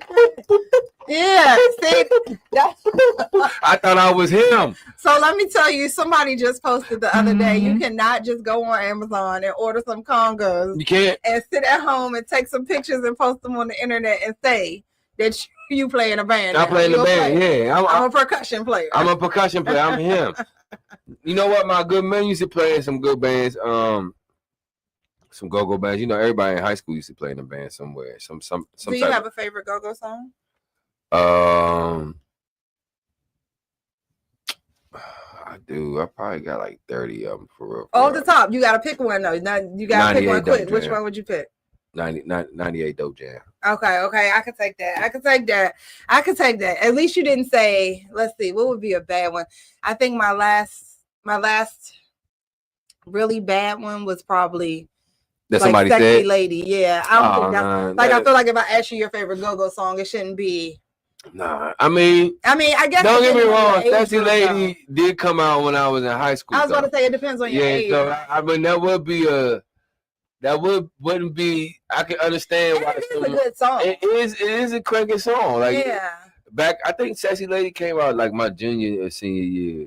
So I think if it's on some like reminiscent or like nostalgic type of thing, I can understand why somebody might say just because of the time frame if they came out when I came out of high school, which might just dated me again. But almost, you putting them in the range. I'm putting them in the range. I'm giving them giving them more than Lorenz Tate gave us over the years. Lorenz don't. You don't. See, Ray said healing all the way, and she said, "Sexy Lady is good." Yeah, Sexy Lady is a good song. Lady ain't bad. That's undeniable. When you hear Sexy Lady, you definitely, Sexy Lady ain't bad at all. Sexy Lady, sexy.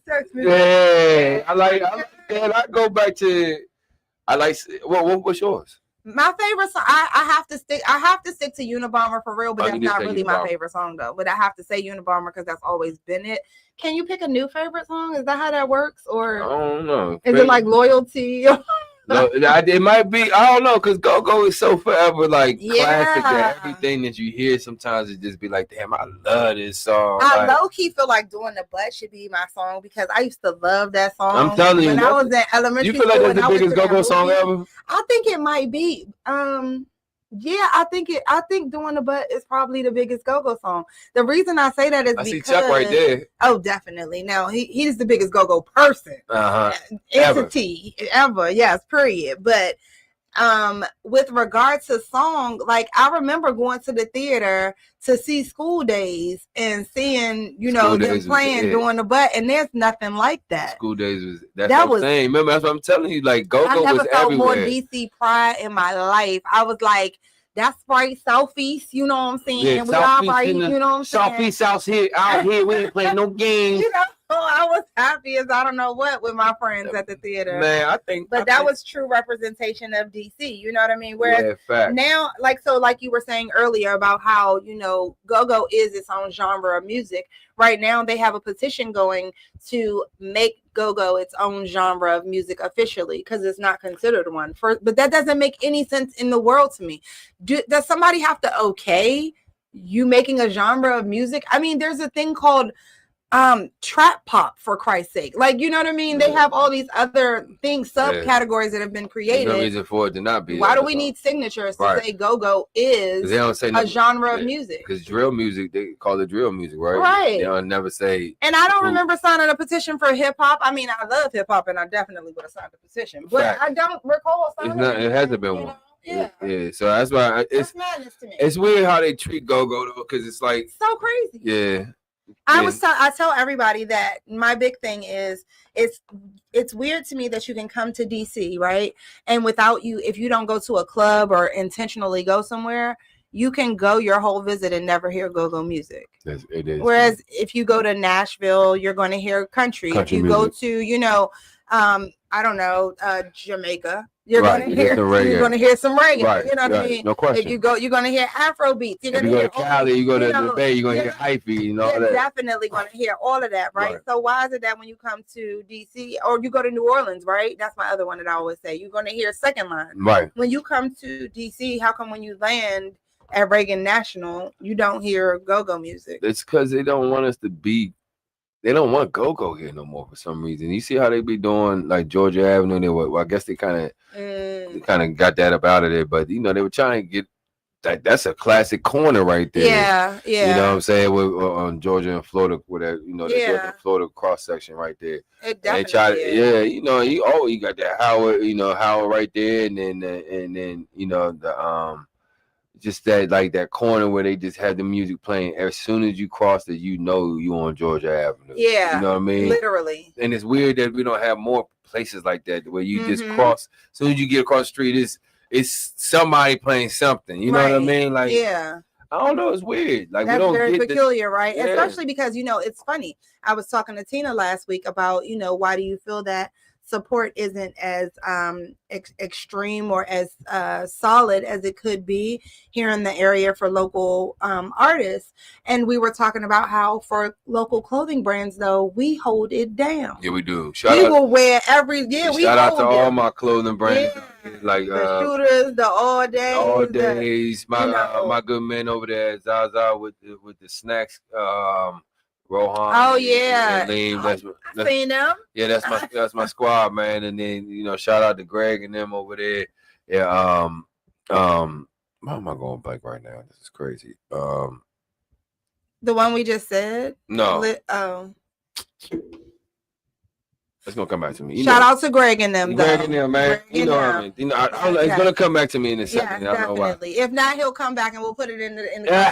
Y'all see it. But nonetheless, though, so tell me again. So as I said again, we talk about why existing is not enough. Why exactly is existing not enough for you? Why do you live a purpose-driven life? Why do you? What drives you? We only get one of them. You better say that. There's no cuts, there's no redos, there's no let me try that scene again. I'm speaking in the acting terms. Like there's no let me get that second take. You get one shot at this thing called life, and then after that, it moves on. And it's unfortunate that we can't get another try if we get something. I want to do certain things again, but you can't. Oh, goodness. And so every time you do something, you got to do it with intention, and you got to do it with purpose, and you got to make sure that you're doing it to set up whatever you want in the future. Because what we do right now is always just a segue into where the future is going to be at, right? So if I drink water now, I'm not going to have to use the bathroom right there at the spot. It's going to be in the future, but it's right now is when I need it, right? Yeah. So, I live for the right now because I know it plays a big part for the future. Yes, it so really does. Living and just existing doesn't work. You know what I mean? Like you have to live this life.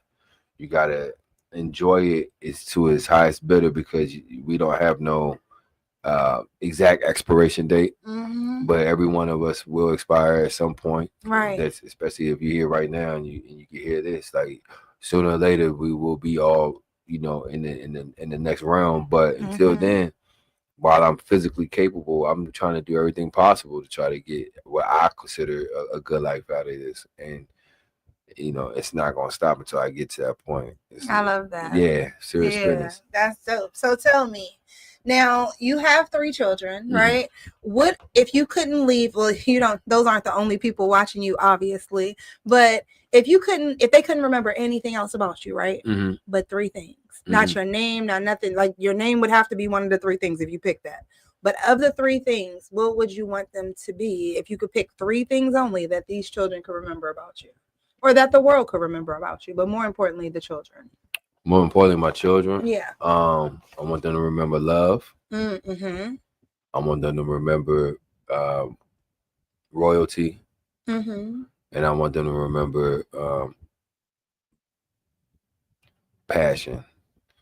And the passion is what leads you to going to the whatever level you need to get to out of life, what you said, as far as just not existing. Yeah. Passion will make sure you stay the course. Right. Passion will keep you out of trouble. Yeah. Passion will allow you to express yourself. Passion will allow you to be who you need to be in life. Stay driven. Stay driven. Yeah. So that's the 3 things I want. Love to be number 1 because I love my kids, and they, I don't mind expressing that at all.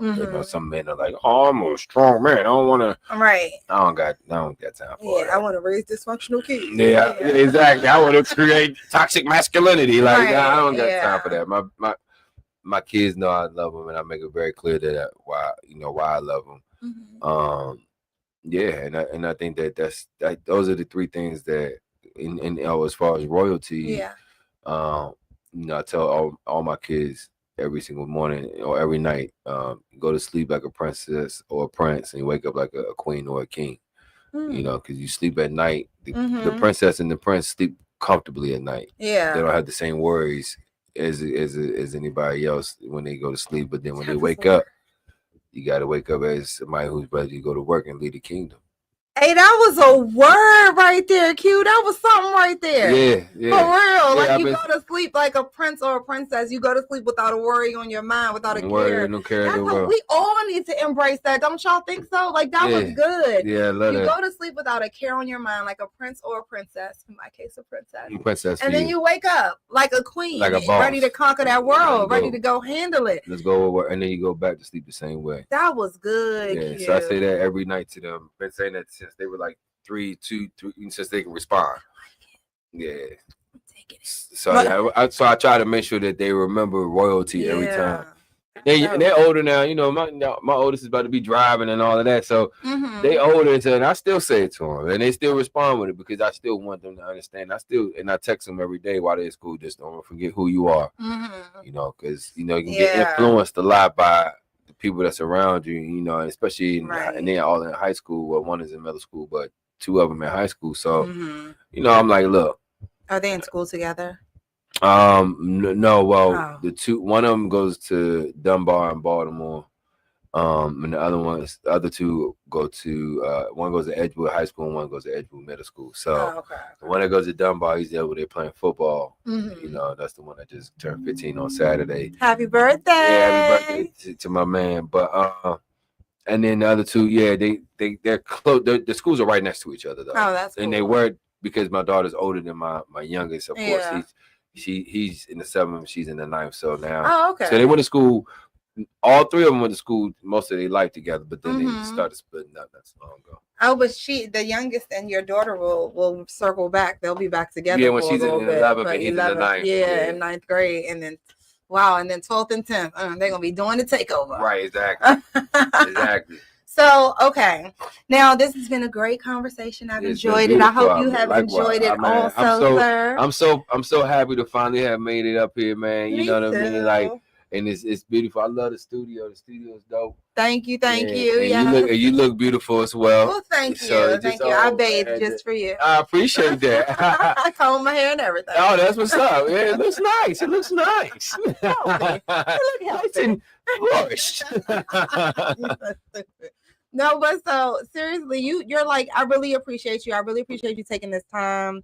I appreciate the light that you are in this world. Thank you. Sincerely. I mean, speaking to you during the Q&As and everything, you were able to, give me a little bit of insight about who you are and why you operate the way you do, and the things that you put into, even the roles that you take. I think that it speaks volumes to who you are as a man. I appreciate and you. who you are as a professional. I appreciate that too. And I truly appreciate you. And so one last thing that I want to know, what can we expect going forward from Quentin Alexander? What can we expect? Yeah, what's coming up next, and what is your optimum goal? Like, what would be your dream role? You know what? That's crazy. Somebody just asked me that yesterday. It must be coming. Right. Somebody literally just asked me that yesterday. Well, I got a movie that I'm shooting in North Carolina in June 20th, and then I got another movie, I'll Find You, which that's the name of the title of the movie. That's supposed to be coming out. I've been waiting on that one. I think that's gonna be a really good one. We got a good title. Yeah, I'll Find You. I play a basketball player that kind of goes crazy, so I think that it gives me an opportunity to show a different side. Now, what I try to do is I try to pick movies that show different characters, because a lot of times they try to put me in. Don't want to get typecast. Yeah, you know what I'm saying. And I don't mind doing the same thing over, as long as it has a completely different dynamic to what the role would be. So I could play a gangster, but I don't want to play the same gangster. I was about to say, you have a good look though. Like you could definitely, carry a bag of money versus you could, be out here in the military. You could be a regular guy at an office. Like I could see you playing all these different. And a lot of times people don't even know that, like, there's certain roles that I've done, and people be like, "You did that one?" Because I try to switch it up. I try to switch up the look. I rarely have the same look on any movie I ever do, but and I do that on purpose. That's a very intentional thing for me. But that's good. So those are the things that I'm banking on to come out soon. As far as I'll Find You, hopefully that premieres soon. And I think they just kind of shopping it around right now. Okay. And then once they find a place, a home or whatever for it, then they're going to be doing the premieres and stuff, but you will be invited to. And I was about to say, and I feel like you should have me do the red carpet. You should put my word in. I would love for you to do the red carpet. I'll give you my hat. You can throw it in all the rings. And listen, I got you. I got you for sure. We're going to do that. We're going to make that happen. That's no I'm question. Just saying, yeah, definitely. And then your dream role, we need you to speak it. I want a role where nobody even can tell it's me. I want a role that they have to put aesthetics or something like that on my face to wear, or a mask or something, so it allows me to not be. I don't want nobody to know it's me. Maybe you could play like Diddy in these freak offs, because I heard he had a hat to here and then he had a scarf from here. So how would you play emotion with just your eyes? With just my eyes? And Diddy was doing more than playing with his eyes. I'll tell you that much. That boy was playing with just eyes, so I don't know how that's gonna work. Because what I did, it was It was something like that. That boy was playful out there. He was very handsy from what I see. But oh my God, he's a wild boy. But I want something. I want something that's going to allow me to not be me. Not be you. Yeah, I want people out of the pocket. Completely. I want people to be able to be like, I never knew that was you. Have you ever played like a Steve Urkel type of situation? No, I haven't, but I did. That would be a stretch, right? That would be a stretch, and I would do it too. I actually, the closest I did was I didn't even play. I was just doing the audition for it. Shout out to my man Shaka. He had this role. Shout out to Shaka the actor. If y'all haven't checked out Shaka, check out Shaka the actor. I owe him my life because you don't know this, but I almost died, y'all. What? One day. Yeah, I was interviewing Shaka. And you almost died during the interview? I almost died during the interview. And we were not like here. So we weren't like on the platform. Like, so there was nobody but my daughter and Shaka there. And I saw Wendy Williams flashing before my eyes. I had a hot flash or something. You fainted or something? I had an anxiety attack, I think. I don't know. That's what they said they think it is. I don't know. My blood pressure was up like the weekend before, so I was like in the hospital. But I'm talking to him, and I just started like, it's really hot in here. And then I couldn't hear him talking, and I'm just like, Oh, no. Then I'm like, okay, something's wrong. And I get up, and I couldn't see anything. Shaka had to call 911 and everything. Now I think he's scared to come on my show. Can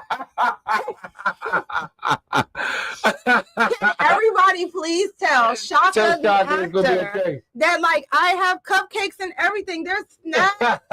There's snacks. People used to say I didn't have snacks. I got snacks. That's funny. Water, you know. That is hilarious. He said he's scared to come to the show now. That's crazy. He's scared to come on now. Can you hear the call now? He had to call 911. What is? He had to call 911. They really came. The ambulance came. They were like taking my blood pressure, and he's like talking to my daughter. My daughter's trying to calm him down. Trying to calm who? Shaka down? Calm each other down. I don't know.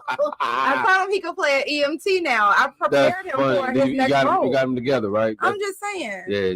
Nah, that's what's up, man. Yeah, but shout out to Shaka. Shout out to Shaka, man. That's funny. That's a funny story. So you all definitely make sure you are following Q. If you are not already, Q, please give us all your socials and everything. It's Stay On Q on Instagram, STAYONQUE. And then just Quentin Alexander on Facebook. He doesn't use Facebook. I don't use Facebook. I'm not gonna lie to you. I'm just going to sit here and be honest with you before we even get to that point. I don't really check Facebook like that. So if you DM him on Facebook, you will be amongst all the other catfish. Oh yeah, you don't do that. That's what I think everybody on Facebook is. That think so too. So it's even kind my of weird. Please don't DM me. Even your mama, right? Mm-hmm. I be known as my cousins, and I be like, I don't trust you. How do I know your account didn't get hacked? I don't trust you. Whatever. I don't know. I'm not. Don't ask me for no damn cash. No cash app, you mean? No, but they cash app me. I don't have it. My favorite is when they say, if I cash apped you $10,000, what would you do with it? I'm like, drugs immediately. Now are you sending it? Send it right now. Send it right now. Nobody got time to be playing these games. Send it. So cute. So cute. As we're wrapping up, can you give my viewers just another word on staying motivated and keeping moving forward in this, life that we call life, that's always life in. Life This is life a- we call life, that's always life life in. that is always life, man. Yes. How do that's- they stay going? You know what? Keep it- It is I got it tatted on my arm. Mm. It's a TD Jakes. It's actually, I heard it from TD Jakes. It's the chaos of the times that bring out the conqueror in the man. So, even That though, was good. yeah, I think that's always going to be chaos. It's always going to be something that's going to try to be in your way, and hopefully it lightens up as life goes on, because we pray for peace, right? Yeah. But if that isn't the case, Mm-hmm. just know it's bringing out the conqueror in you, and it's gonna be all right. I love that. That's so true. That's so true. Yeah. Because if nothing is guaranteed to us each and every day, it's that life is going life on you. Life You know is what I'm going saying? life, baby. It's very unpredictable, but just as sure as there's rain, there's always going to be rainbows. So No you just have question. to be ready to appreciate them. No And doubt. if you live in a space of thankfulness and trying to stay positive and appreciative of the things you have That's number and the one. things you've accomplished, Mm-hmm. that's what's going to continue to grow. and Gratitude expand is in your everything. life, right? Gratitude is everything. Right. Even no matter what you're going through, still have gratitude for what you got, because Right. it's gonna get better. Right, Yeah. exactly. And realize too that even in those bad times, just like you said, the law of attraction, you attract everything to you, the good and the bad. No question about it. So that man that's getting on your nerves, that woman that won't shut up, Exactly. remember, you gave your number to them. I'm just saying. Remember, you gave them your number. And so with that, and you answered the phone. One or the other. So with that, I'd like to say thank you all for tuning in. I hope to see you all next week. And I hope you all definitely follow Q. And more than anything else, I hope you continue to be the best you that you can be, because there is literally nobody out here better suited for the job than you. And if you don't do it, nobody else is going to do it either. No question about it. Talk to you soon. Thank you. Thank you for having me. Thank you, Q. Thank you for having me. You're awesome. Hey, look, let me talk my talk. Let me speak my piece. It's for all my dogs. Coming straight off the leash. She kill them all like the Reaper. I need a girl like MEKA. She jumping out the gym on all them hoes. Shorty came straight out the bleachers. Hey, she the baddest. Hey, that girl too bad. Hey, she came through with the combo.